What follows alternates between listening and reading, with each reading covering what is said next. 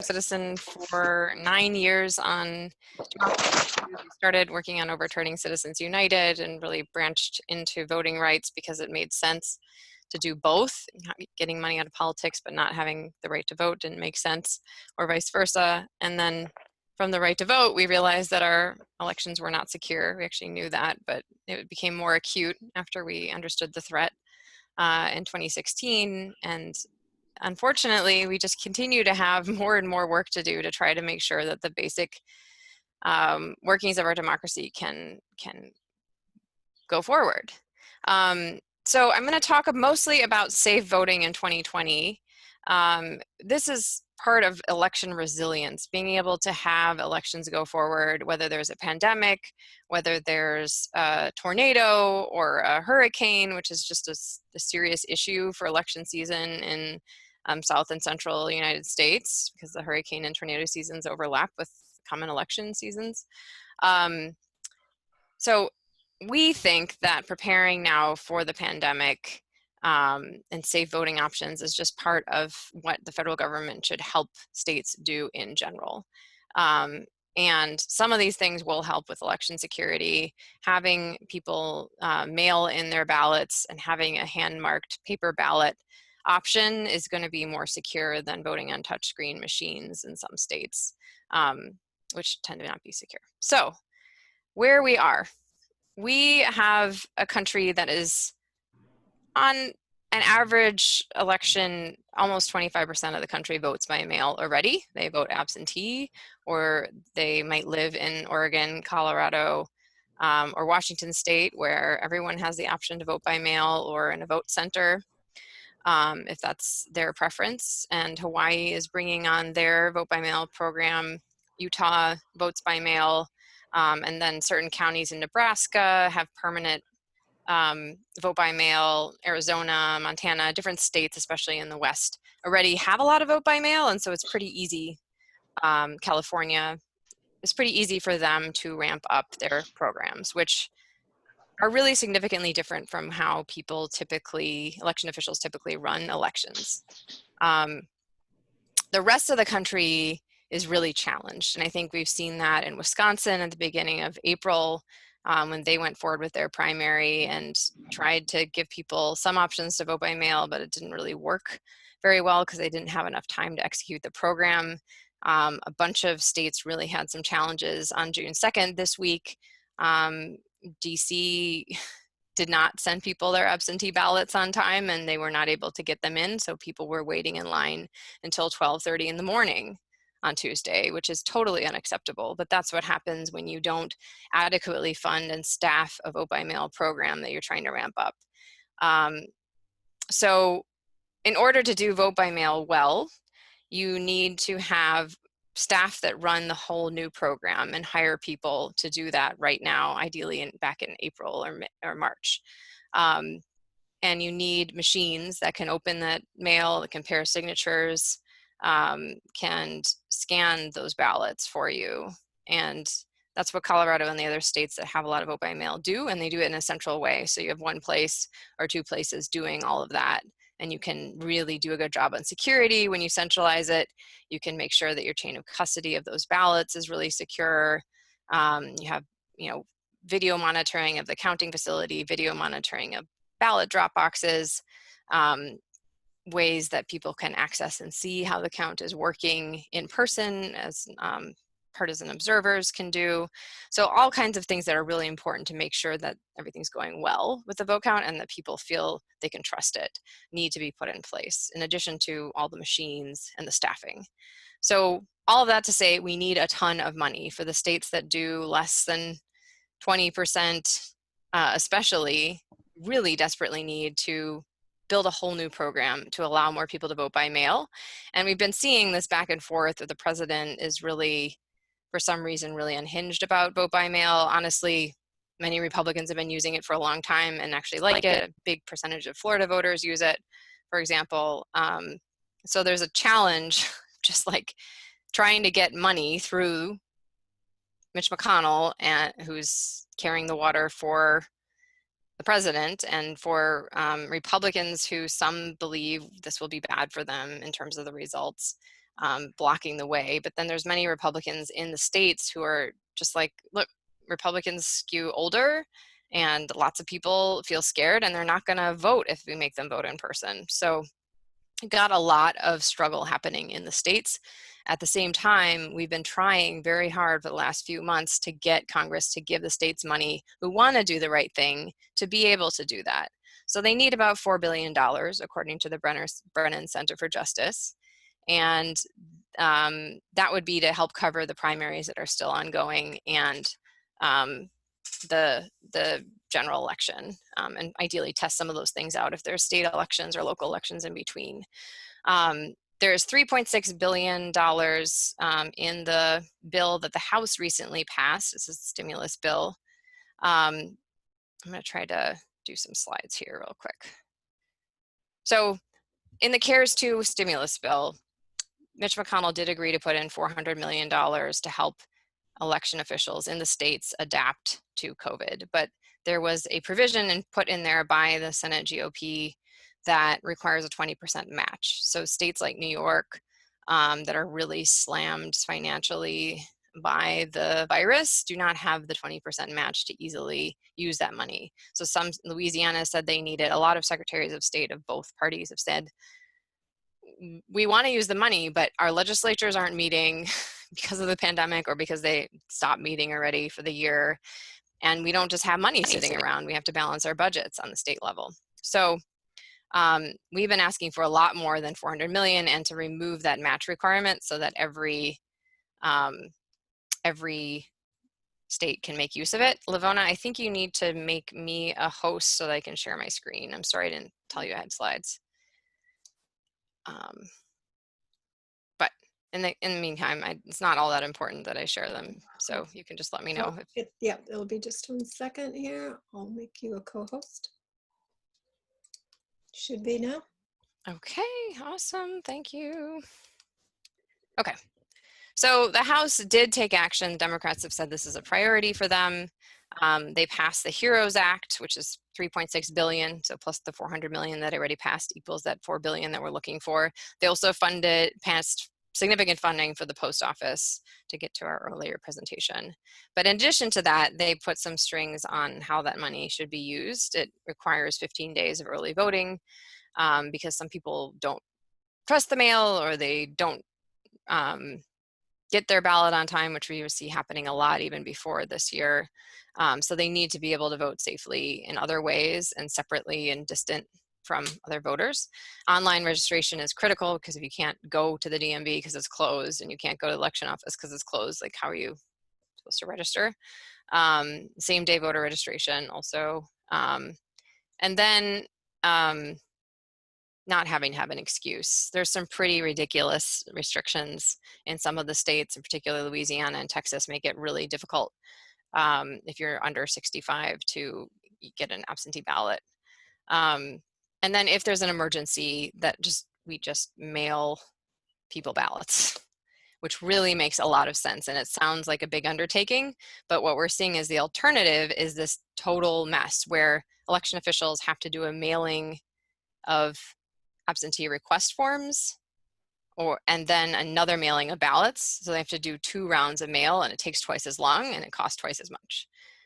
So it doesn't make sense financially when you can just mail people ballots. The only problem is there's some states that don't maintain their voting rolls very well. They don't track like when people move and ask them to update their registration, that kind of thing. And so those folks may have, a lot of extra people on their rolls. And it makes this more expensive and more challenging for them to do. But those states should definitely proactively send absentee request forms to folks. Prepaying the postage, making them self-sealing so that people don't have to lick the envelope and worry about getting poll workers sick, getting rid of the notary and witness requirements that make it difficult for people to use the mail-in ballots, getting rid of voter ID requirements. These are all in there and these are all objected to by Republican states.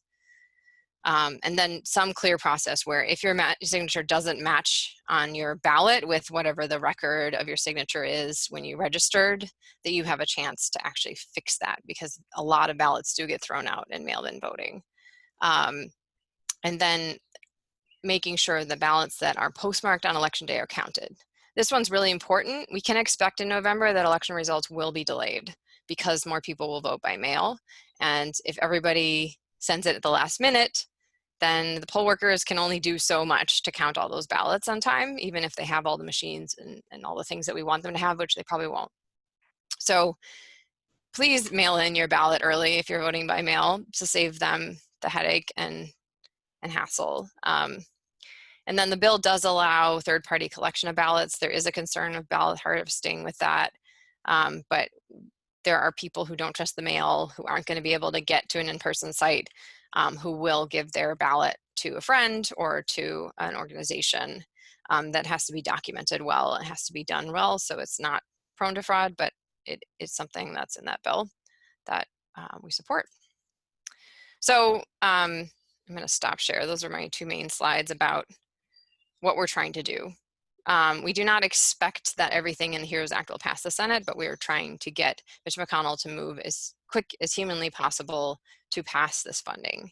And we've done a lot of different actions to try to get their attention.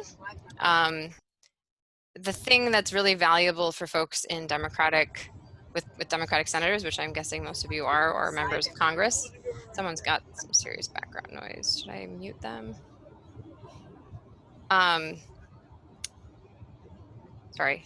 If you have Democratic senators, the thing that you shouldn't forget is that this is a deal that's going to be done between Nancy Pelosi and Mitch McConnell and the White House. And so if the Democrats aren't ready to really bargain hard for this money, the same thing that happened in the last 3.5 stimulus packages will happen again, and we'll be out of luck.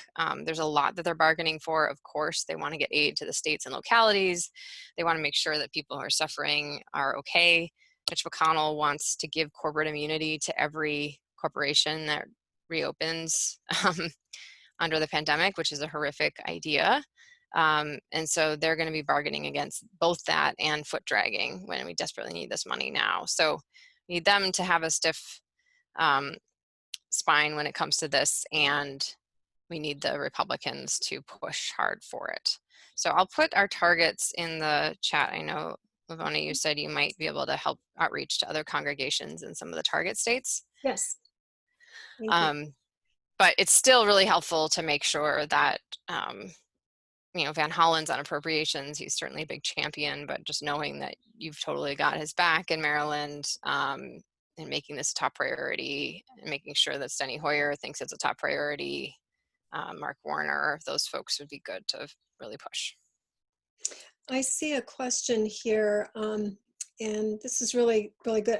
Could you also just reiterate sort of that timeline that we might be looking at? I hear sometimes that it could move quickly, or, you know, it might stall.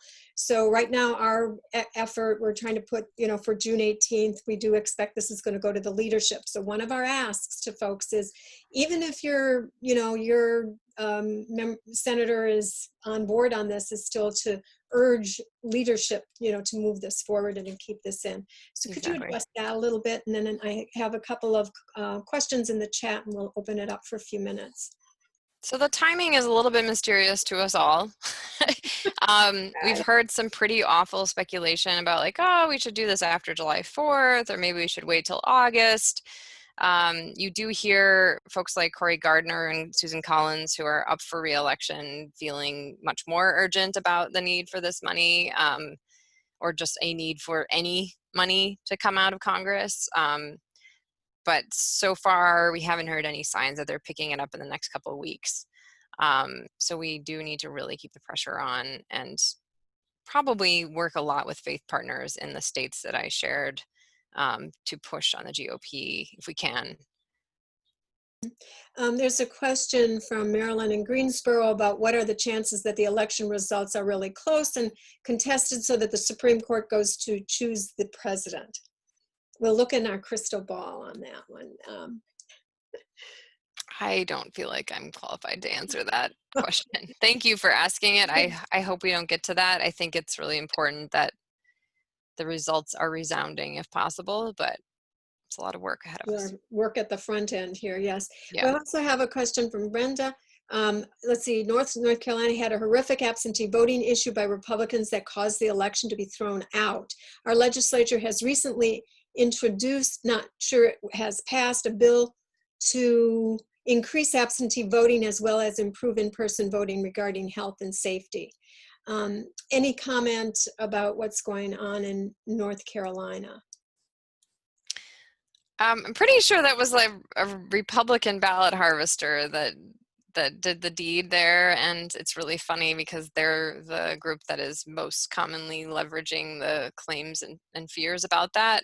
It's not that it's impossible. It's that if you have a good system where you have to do the signature match, which I know is a controversial and challenging thing too, but if you have a good system where people you're checking the signatures with a machine, and then you have bipartisan team of judges that have to agree that the signature doesn't match, and then you have to email and call and check in with that voter and try to get them to rectify it. I think that that's a pretty decent system. Also, the penalties are already there, and they're significant, right? They're significant to fraudulently send in a ballot, and they're significant to ballot harvest. And so those instances aren't impossible, but they're extremely rare, especially in states where these programs are run for everyone: Washington, Oregon, Colorado. Here was another comment, actually from North Carolina also. Great Donna Shade from, she's in the Guilford County. There is a tradition of follow-up with voters who mail in problem ballots. Typically 20% of mail-in ballots have problems. The math, up to 8% of mail-in ballots out the window. I think it's just a comment that she's making.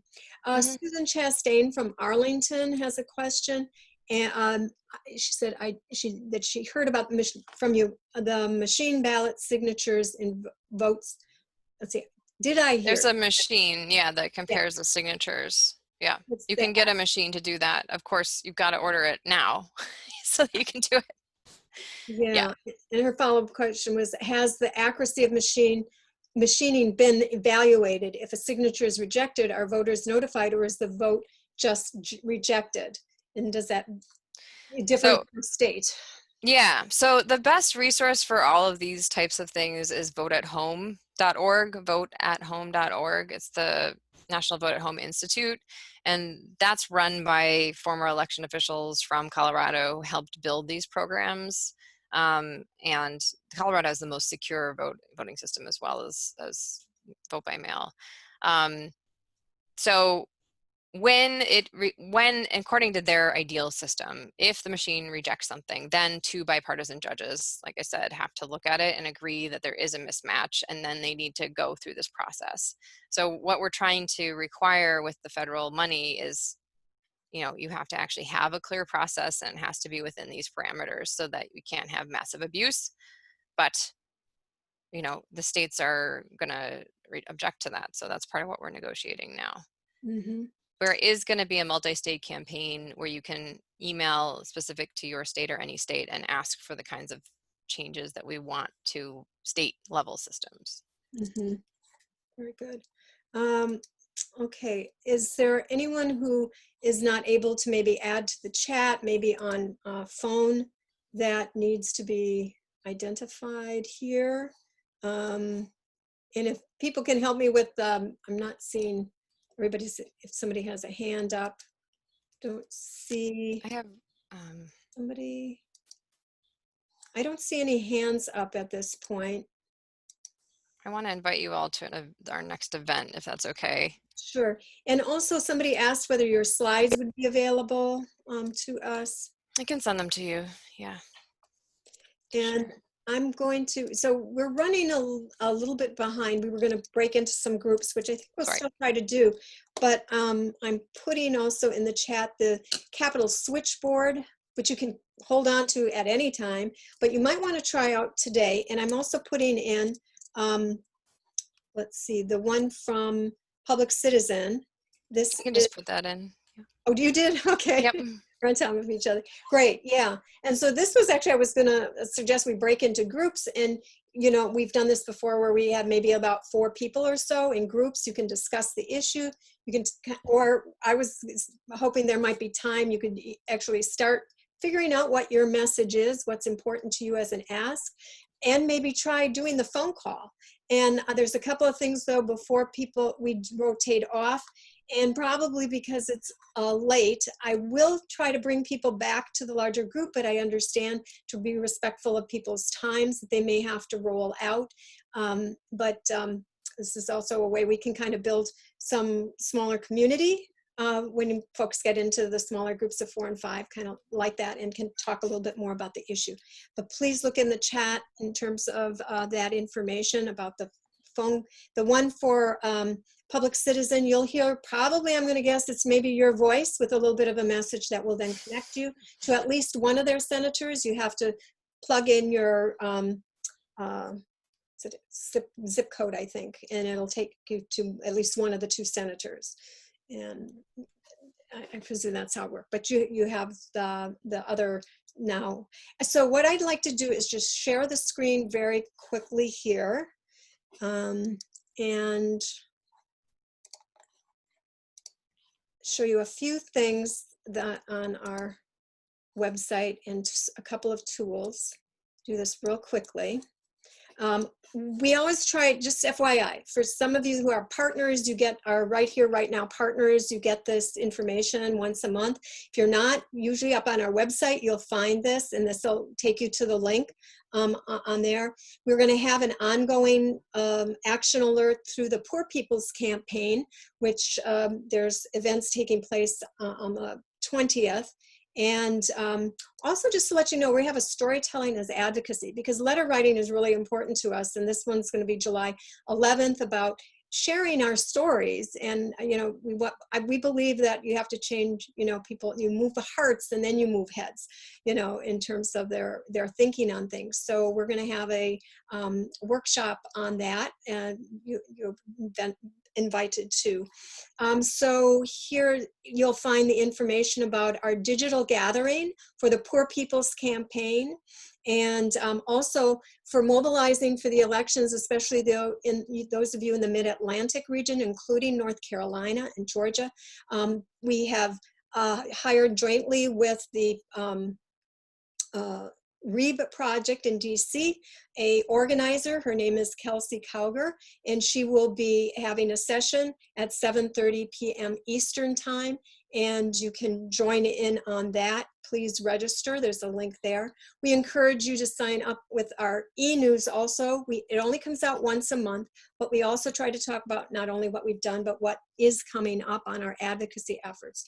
There is a page I want to bring to your attention. It's our advocacy page, and every month our actions will be there, so you'll find that. But also below, advocacy resources. So there's information here, and you will also have like about the switchboard information, but we encourage you to also do some tweeting. Let's magnify what we do. One of the things a lot of people feel is that you know, they're not having an impact with maybe, oh, well, my member of Congress agrees with me, there's nothing we can do. Now, one of the things we're asking is for those even in agreement with our position to talk to leadership, so that's important. But to amplify really what we're doing, we want to be, we're joining, you know, with others, and so it's sort of this synchronized action. And so think about digital follow-up. So if you've called or you've emailed or you've sent a letter to your member of Congress, you know, we want to follow up with that with maybe a tweet that you have done that, and then always include their tweet handle, and those are available on our website as well. And then I just want to quickly show you another option. Always at any time you can do. There's a typical website. Many of them are similar, that you can go and share your opinion. And you just go to the website here, fill this information. You can pre-prepare your message and send it out. And so we're using that more and more. We do have a link on our website, the one that says Action Alert, which has a pre-prepared message that you can adapt, and it'll go to your members of Congress. We're going to be doing more of those because, as you know, our monthly advocacy core we have about 26 people. We go to the Hill usually on the second Tuesday of the month. Until January, we are suspending those direct visits to the Hill. So it is already 3:54. And I would I'd like to thank our speakers, and I want to thank all of you for participating, but I'd like to try breaking you into the groups for just a little while so you can maybe meet a few folks, and you can roll off when you can, or if you have a few people who can stay on for a while, that you can try maybe making the phone call, preparing your message kind of together. I'm going to stop the recording at this point.